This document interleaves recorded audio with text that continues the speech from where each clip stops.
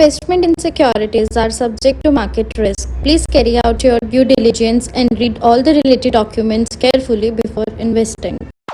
Channel को subscribe करना ना भूलें और हमारे ताज़ा वीडियो सबसे पहले देखने के लिए बेल आइकन को दबाएं।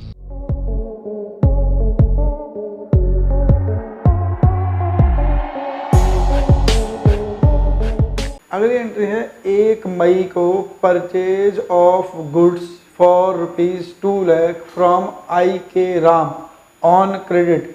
आई के राम से उधार में गुड्स खरीदी है 2 लाख रुपए की। एंट्री कहाँ पर? हाँ जी राजीव, ये वाली नीचे वाली एंट्री। आई के राम से 2 लाख रुपए की गुड्स खरीदी है उधार में क्रेडिट पे। राजीव बिल्कुल भी नहीं पढ़ा बेटा, बिल्कुल बहुत गलत बात है। 2 दिन की आपको एक्स्ट्रा छुट्टी मिल गई, एक क्लास ही कैंसिल हो गई आपकी थर्सडे वाली। परचेज है, गुड्स खरीदने की एंट्री होती है F9 परचेज में। और देखो आपके पास गुड्स खरीदने की बात तो है, लेकिन कितनी खरीदी, आइटम क्या है, कितनी खरीदी नहीं पता, तो मोड चेंज करना है। ऐसे केस में हम वाउचर एंट्री का मोड चेंज करते हैं, Ctrl+H, और अब हम करते हैं उसे एज वाउचर, Ctrl+H और एज वाउचर। तो यहाँ पे उसका सप्लायर का इनवॉइस नंबर डाल दो। ये डेट 1 मई को खरीदी है ना, F2 1 मई, डेट भी चेंज करनी है वाउचर की। 1 मई को एंट्री खरीदी हमने। अब यहाँ पे चलते हैं क्रेडिट में, वो पार्टी का नाम जिससे सामान खरीदा, ऑल्ट सी आई के राम से सामान खरीदा है, आई के राम अकाउंट जिससे सामान खरीदते हैं उसका ग्रुप बनेगा क्रेडिटर। आई के राम का एड्रेस डालना है तो आप यहाँ पे एड्रेस डाल सकते हो, एड्रेस डिटेल सारी। 2 लाख रुपए का सामान खरीदा है, 2 लाख। जब आप स्टॉक खरीदते हो तो क्रेडिट में परचेज करते हो, स्टॉक खरीदते हैं, सॉरी डेबिट में परचेज करते हो, स्टॉक खरीदते हैं परचेज अकाउंट को क्रिएट करते हो। परचेज अकाउंट क्रिएट होगा और परचेज का ग्रुप परचेज होता है, सेल्स का ग्रुप सेल्स, बैंक का ग्रुप बैंक, परचेज का परचेज, परचेज अकाउंट। ये समझ आई राजीव एंट्री बच्चा? अगली एंट्री है 1 मई को sold goods to mister Rakesh ₹1,20,000। Rakesh को 1,20,000 रुपये का सामान बेचा है और 50% अमाउंट चेक से मिल भी गया, IDFC का चेक मिल गया है। एंट्री कहाँ होगी? हाँ जी सेल्स में, F8 सेल्स में। वेरी गुड, है ना। 2 एंट्री इसके अंदर। पहली एंट्री F8 सेल्स में 1,20,000 रुपये तक की, उसके बाद वो कह रहा है 50% पैसा मिल भी गया, तो दूसरी एंट्री F6 में आएगी, है ना। पहले F8 करते हैं। F8 अगेन ये क्वांटिटी आइटम पूछा है तो Ctrl+H करके चेंज कर दीजिए मोड।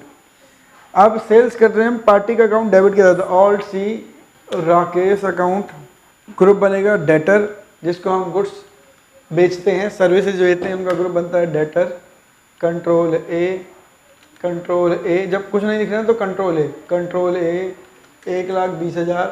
जब आप गुड्स बेचते हो तो एंट्री सेल्स में होती है ना, सेल्स अकाउंट, ऑल्ट सी कर दो या create button, sales account, sales का group sales by bill number 01, ये पहला बिल है, बिल नंबर 01। अब इसी में था कि 50% अमाउंट रिसीव्ड भी हो गया। जब अमाउंट रिसीव्ड हो गया तो F6 में, और वो भी चेक से रिसीव हुआ, IDFC का चेक है, तो अब 50% अमाउंट मिल भी गया, तो F6 की एंट्री है राकेश अकाउंट।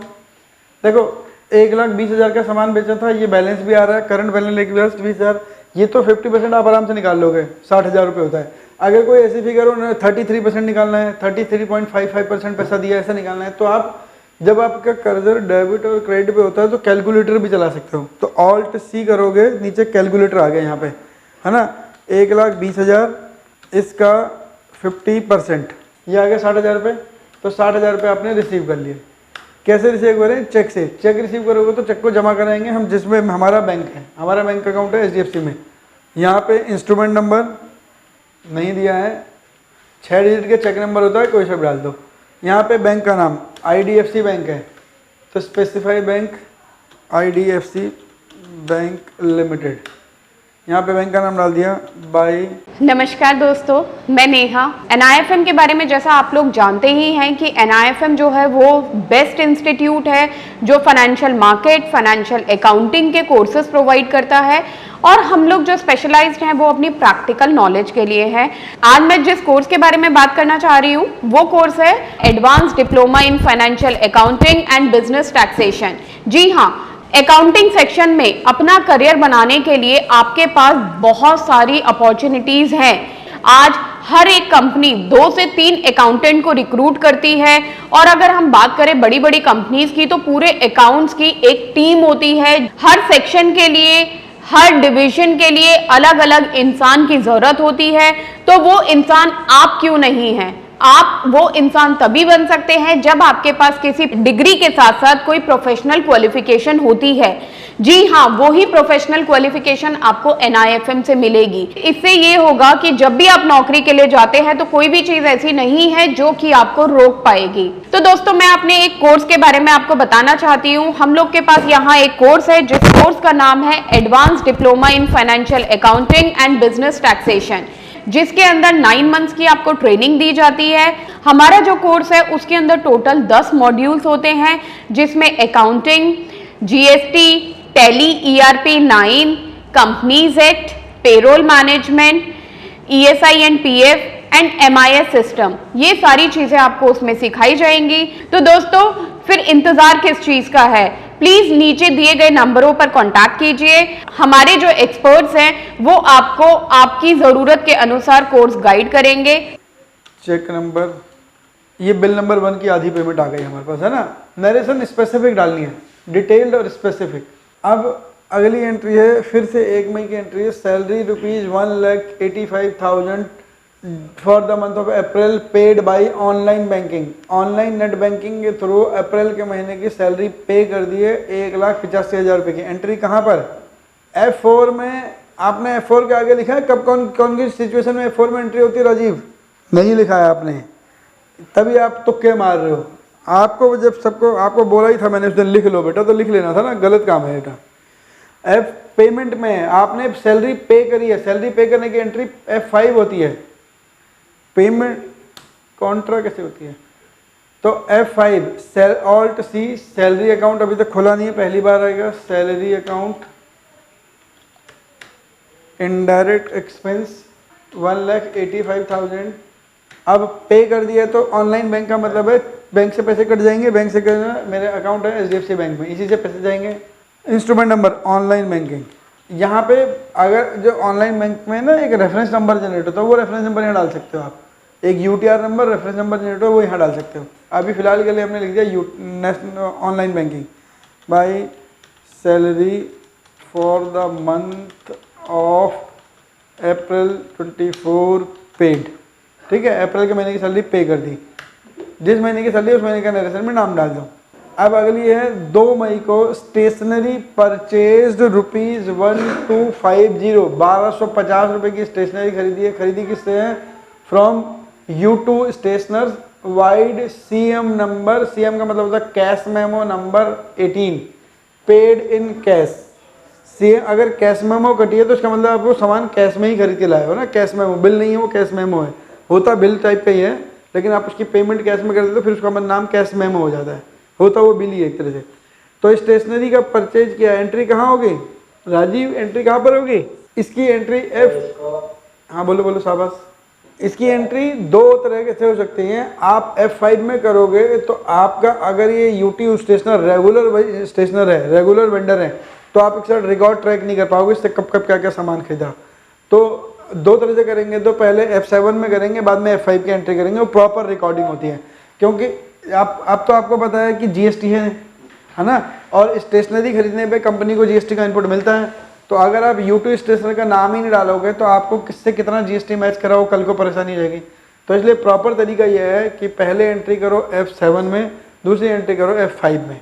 तो हम ऐसे ही करेंगे, प्रॉपर तरीके से एंट्री करेंगे ना। 2 मई की एंट्री है, पहली एंट्री F7 में ऑल्ट C।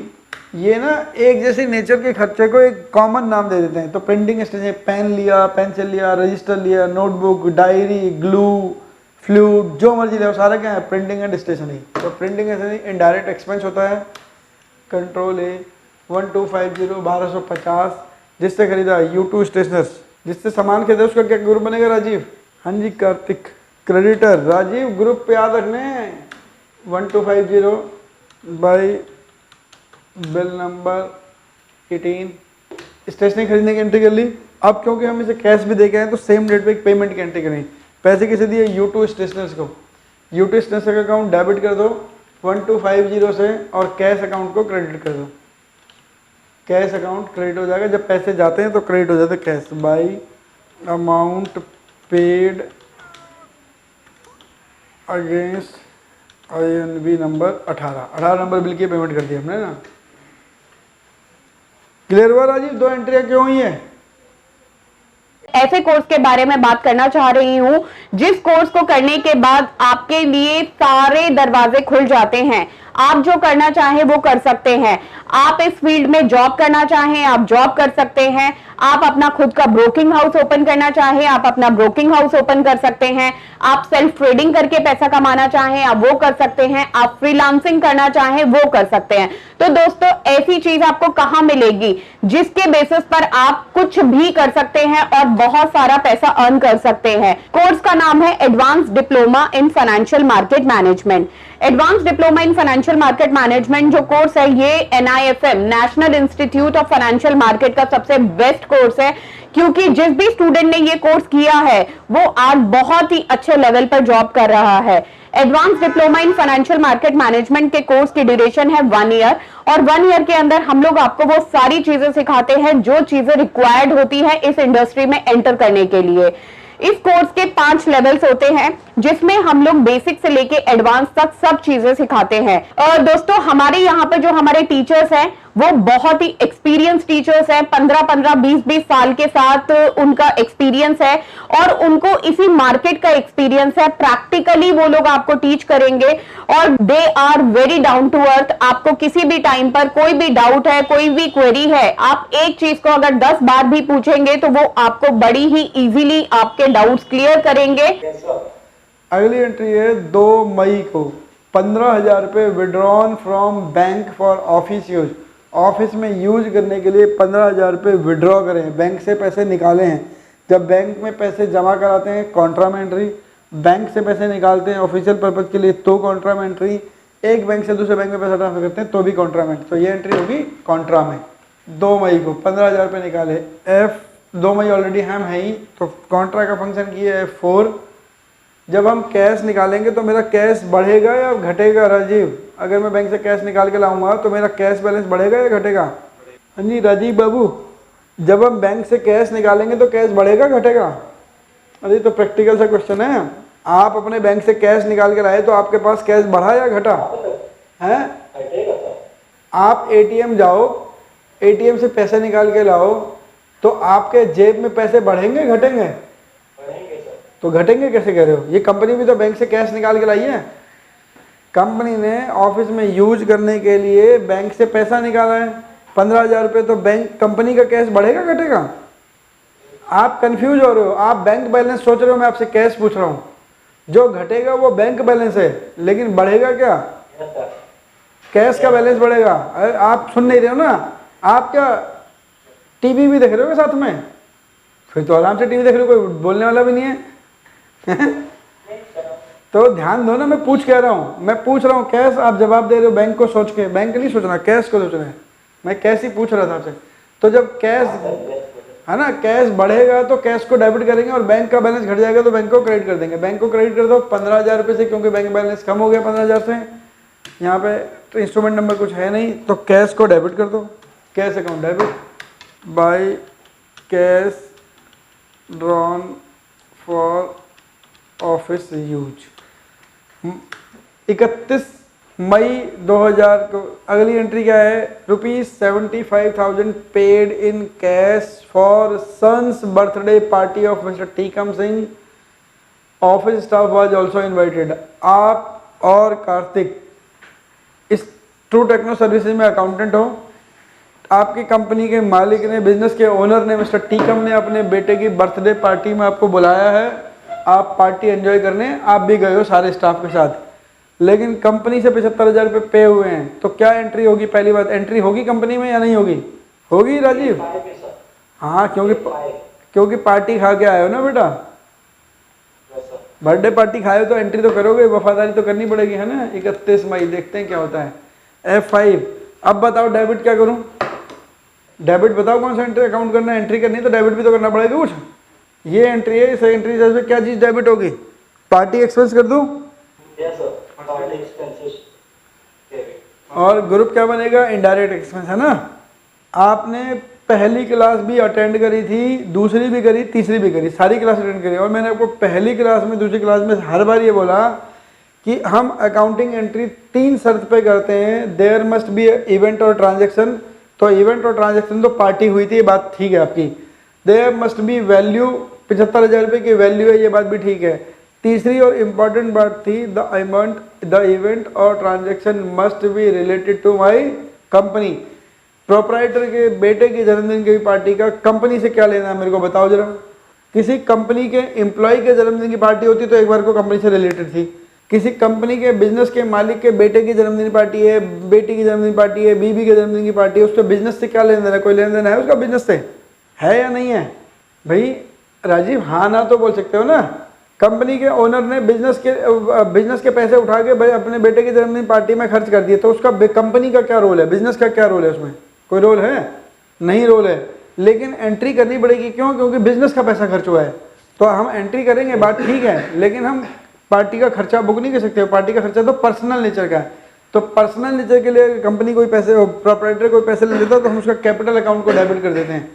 या तो हम कैपिटल अकाउंट में से पैसा कम कर देंगे, या एक ड्राइंग अकाउंट नया बना लेते हैं, वहाँ से पैसा कम कर देते हैं, तो हम डायरेक्ट कैपिटल अकाउंट भी डेबिट कर सकते हैं। 75,000 रुपये क्या लिया? कैश, ये आ गया बाई अमाउंट पेड फॉर, उसके बेटे की पार्टी में हमने पैसे खर्च करे, है ना। इससे कंपनी का खर्चा नहीं है राजीव, ये है ना, पर्सनल खर्चा है, नेचर है। पैसे ले गया, एंट्री तो हमें करनी पड़ेगी, लेकिन खर्चा नहीं बुक कर सकते आप।